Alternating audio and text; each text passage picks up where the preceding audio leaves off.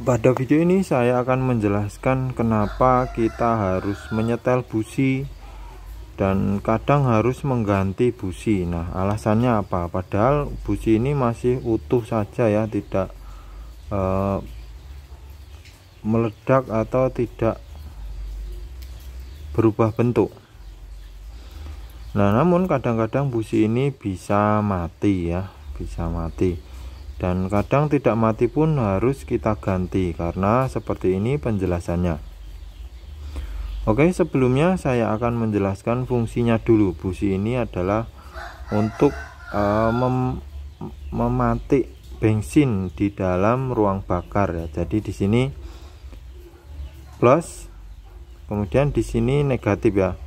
Ini plus, ini negatif, dan bertemu di antara ini. Di sini memercikkan api ketika delco atau coil itu mengeluarkan api plus, langsung lompat letak-letak dengan tegangan tinggi sekitar 3000 volt.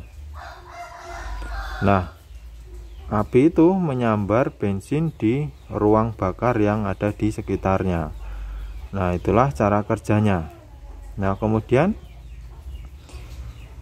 kenapa harus dibersihkan atau diganti? Nah, ketika jawabannya adalah ketika harus dibersihkan. Nah, ini kan ada di ruang bakar ya. Setiap di sini melakukan percikan akan terjadi ledakan dor. Nah, akan ada sisa pembakaran yang nempel di sini. Nah, kalau tidak dibersihkan, lama-lama kotoran ini akan membuat busi ini mati. Karena mati itu karena seperti ini. Ini ada keramik ya. Ini bagian hitam ini adalah keramik. Ini harus terpisah jauh dengan bodi ini.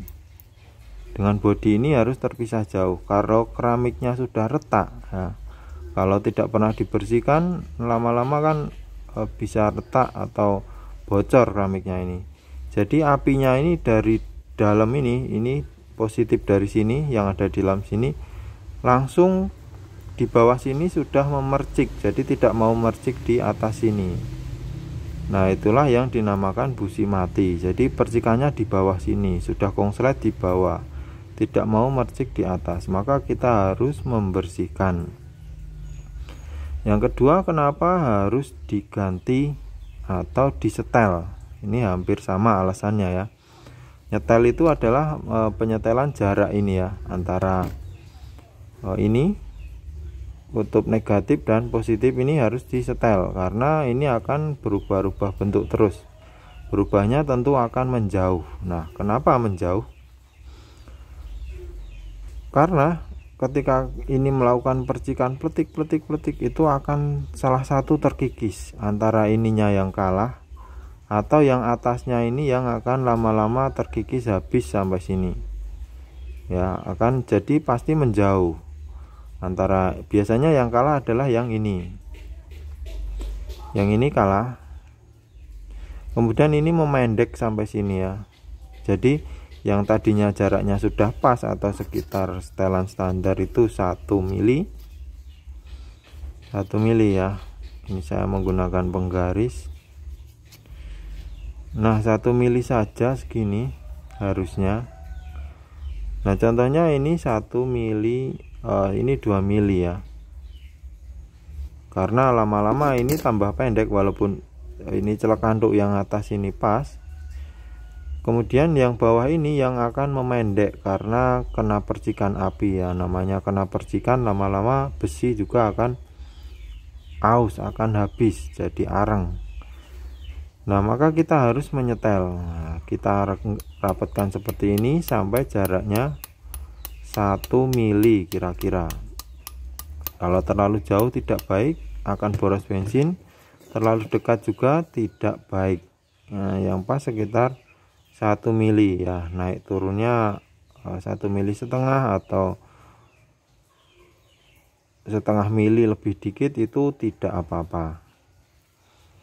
Nah, inilah alasan kenapa bensin busi ini perlu disetel atau diganti. Nah, ini lama-lama kan kalau dipakai terus ini tambah pendek.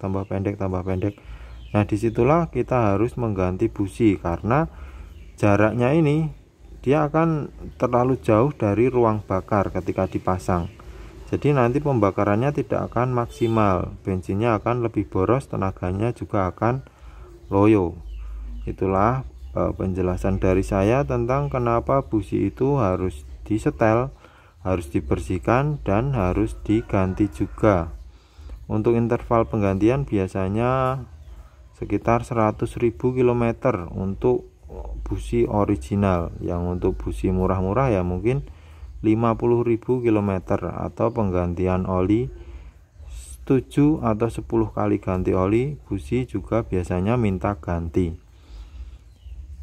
Apakah teman-teman sudah mengecek kondisi busi mobilnya? Nah, silahkan dicek sendiri-sendiri ya. Untuk kondisinya sudah bersih atau kotor, jaraknya sudah pas 1 mili atau terlalu jauh. Nah, agar kondisi mobil Anda selalu prima dan hemat BBM. Oke teman-teman, seperti ini video dari saya. Terima kasih sudah menyimak. Sampai jumpa lagi di video selanjutnya.